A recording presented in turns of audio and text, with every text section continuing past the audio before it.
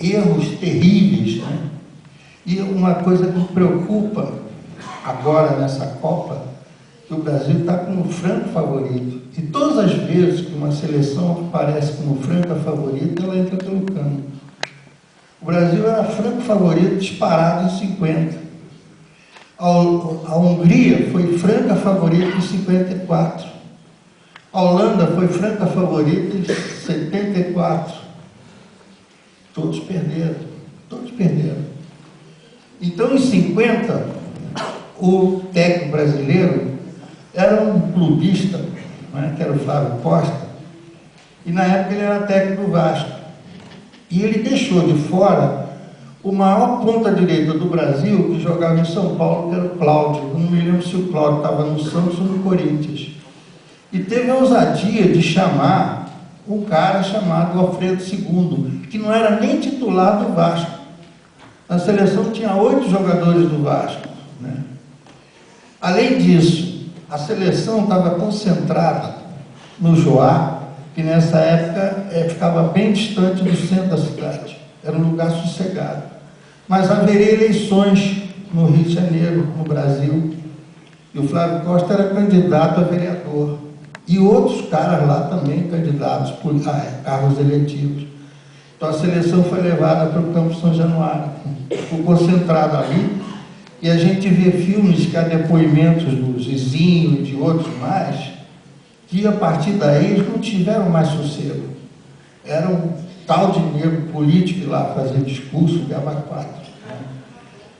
O primeiro jogo, eu assisti, o Brasil ganhou 2-0. Jogo meio duro contra o México. Mas para agradar os paulistas, eles levaram a seleção para São Paulo. E lá botaram a maioria de jogador paulista. A linha média era Bauer, Rui e Noronha, que jogavam no São Paulo. A gente empatou 2-2, ficamos com um ponto perdido. O Uruguai tinha empatado 2 jogos. O Uruguai tinha pegado uma chave que era só ele e a Bolívia, não tinha mais ninguém. O jogo seguinte do Brasil foi no Maracanã e foi com um time que sempre teve grandes jogadores. E hoje, de tarde, eu estava vendo um negócio, estava até comentando com o Fábio. A Croácia ganhou da Áustria, estava ganhando de 4-1, depois eu não vi o resto. Os croatas faziam parte da seleção da Iugoslávia. A seleção da Iugoslávia, em 1950, eu nunca mais me esqueci disso, tinha um meia-direita, na época se chamava meia-direita, meia-armador, chamado Mitic, era um cara muito alto.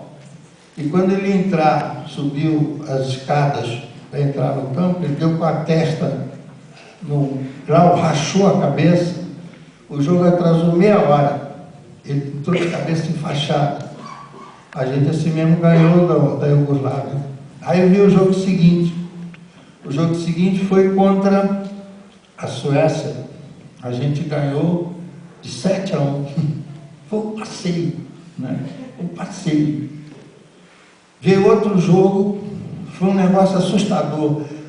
O Maracanã, hoje quando pega 5.000, 30.000, fica todo mundo satisfeito. Esses jogos estavam dando mais de 160, 170, 180 mil pessoas. Veio o jogo contra a Espanha, que era chamada de Fúria, que tinha um timaço, tinha um ponto esquerdo velocíssimo, um grande goleiro, né?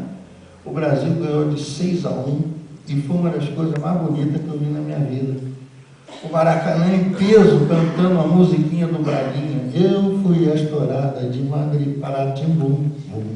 Quer dizer, todo mundo cantando, aquele negócio, uma festa. E vinha o jogo com o Uruguai. E bastava a gente empatar. Bastava a gente empatar, seria campeão. Primeiro, olha, o jogo começava às 3 horas. Meio-dia, os portões do Maracanã foram fechados. Não sei como pularam o muro do Maracanã. Não sei como arrombaram o portão do Maracanã. Tinha algumas fontes que dão 200 mil, outros dão 220 mil. Tinha mais de 200 mil pessoas no estádio. Você não podia nem se mexer. Primeiro tempo 0-0. Com um troço terrível, terrível. 2 grandes jogadores brasileiros pipocaram, amarelaram. Não entravam na zaga do Uruguai de jeito nenhum.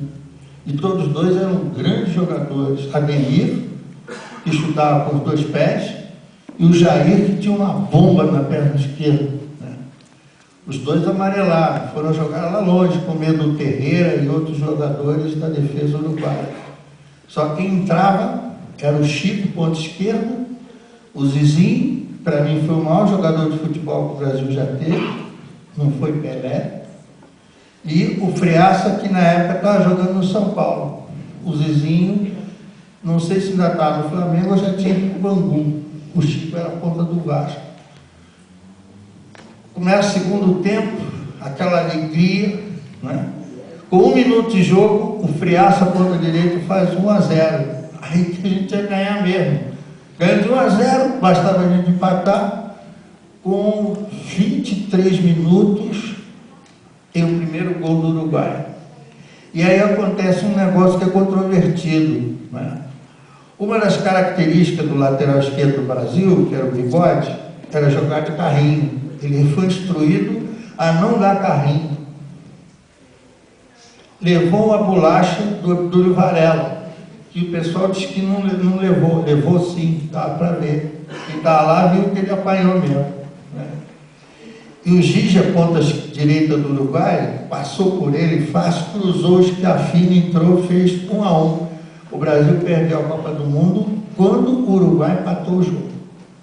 O estádio ficou frio, foi um gelo, com aquela sensação de uma desgraça explodir.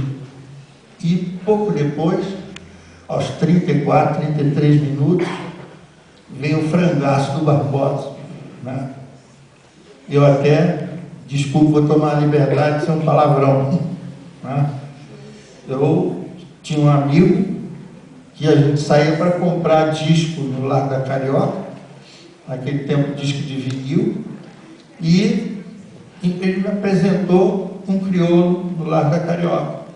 Aí começava a falar de futebol, eu disse assim, a gente perdeu a Copa do Mundo por causa daquele filho da puta do Barbosa. Era o Barbosa que estava aqui. E o meu amigo só assim apontando, era o Barbosa. Eu tinha dito. Olha, esse negócio que surge alguns autores, que é racismo dizer que a gente perdeu, que o Bigode era negro, que o Juvenal era negro, que o Barbosa era negro, não tem racismo não, a gente perdeu por isso mesmo também. Isso ainda reforçou mais aquilo que já vinha de antes, a discriminação contra o negro.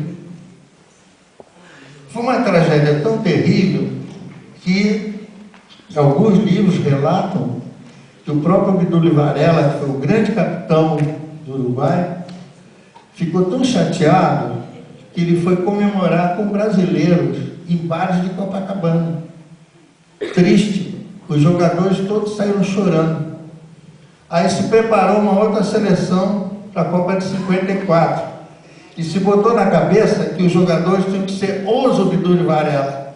Eles tinham que ser tão corajosos quanto os soldados que lutaram na febre, os expedicionários.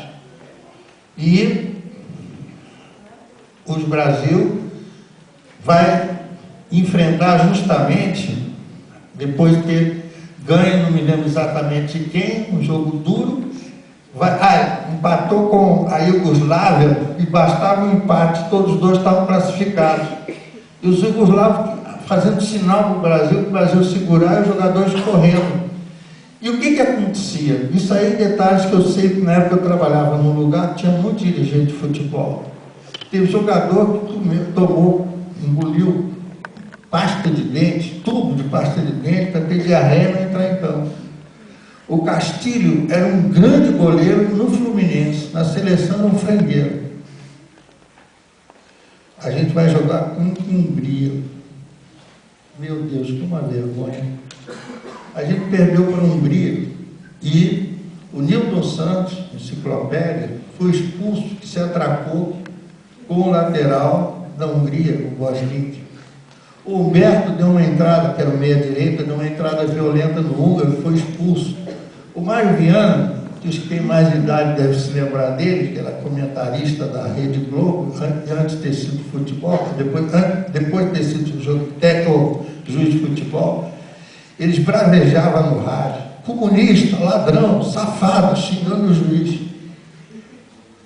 Quando o Puskás foi cumprimentar o Pinheiro cuspiu na cara dele, no fim do jogo. Aí o pau quebrou. Na hora que eles vão sair do túnel, o Zezé Moreira, que era técnico do Brasil, apelidado Zezé Cavalo, jogou uma chuteira na cabeça do ministro da Hungria, que era o chefe da delegação. Foi um vexame, isso aí foi chamada Batalha de Berna. Batalha de Berna. Foi um negócio terrível, um vexame completo. O Mário Viana, inclusive, foi excluído de qualquer coisa na FIFA. Né? Então o Brasil ficou marcado. O fracasso de 50, a vergonha de 54, fez com que a seleção que partia para a Suécia em 58 fosse inteiramente desacreditada. Inclusive, para reforçar tudo isso, dois jogadores excepcionais que eu também tive a alegria, a felicidade de vê-los jogar, o Julinho, que era ponta direita, nesse tempo eu acho que ele tinha ido para a Itália, e o Evaristo, né, que hoje é técnico, e começou no Madureira, foi para o Flamengo, do Flamengo ele foi para o Barcelona. Ele foi um atacante excepcional, jogava em qualquer posição da linha e chutava com os dois pés, era um cara excepcional. Então a gente perdeu esses dois jogadores. Além disso, também assisti no Maracanã. O Flamengo ter cedido alguns dos principais jogadores dele, o Joel, ponta direita, o Moacir, meia direita, e o Dida, meia esquerda. E a seleção foi jogar contra o Flamengo no Maracanã. O Flamengo jogou com um time de reserva, ganhou de 1-0. Gol do Manuelzinho, quer dizer, o Flamengo é campeão do mundo em 58. Né? Então foi para a Suécia, e aconteceu um negócio terrível. Outra coisa que desacreditava a seleção é que o técnico era muito gordo, era um técnico paulista, o Feola, e que tinha a fama de dormir durante os jogos. O fato dele ter a fama de ser soneca, de ser gordo, desacreditava mais ainda a seleção. E ainda tinha um psicólogo que se revelou um imbecil completo. Ele fazendo teste psicólogo para ver o grau de inteligência dos jogadores, ele disse para o Garrincha: desenha um homem. Aí o Garrincha fez uma linha, duas linhas embaixo, duas do lado e uma bola enorme. Aí o doutor Cavalhais: não, esse cara é um imbecil, esse cara não pode jogar na seleção. Aí perguntava: mas como é que tu vai desenhar um homem? Não, aquele é o Quarentinha, que era um jogador que jogava no Botafogo, tinha uma cabeça enorme. Tinha um dentista, o doutor Mário Trigo, que também é outra figura. Quando o Brasil foi campeão, o Mário Trigo batia nas costas do rei da Suécia: ô seu King, a gente foi campeão, todo feliz da vida. E quando a seleção entra o racismo, na lateral direita botaram o De Sorte, que era o lateral do São Paulo, branco. Na ponta direita botaram o Joel, que era a ponta direita do Flamengo, branco. De ponta de lança, na época chamava centroavante, botaram o Mazzola, que era um paulista descendente italiano, que chegou a ser campeão pela seleção da Itália, que era apelido dele, o nome dele era Altafini. Né? Na meia esquerda botaram o Dida. E deixaram no banco quem? O Djalma Santos, que foi um dos maiores jogadores laterais que o Brasil já teve. Deixaram no banco o Garrincha, deixaram no banco o Vavá, deixaram no banco o Pelé, que inclusive tinha 17 anos. É outra coisa que desacreditava a seleção. Como é que vão botar um garoto de 17 anos na seleção brasileira? Não é possível. Olha, o Garrincha estraçalhou o time da União Soviética. E o pior é que o Garrincha achava que os jogadores da União Soviética eram do São Cristóvão, que a camisa era branca.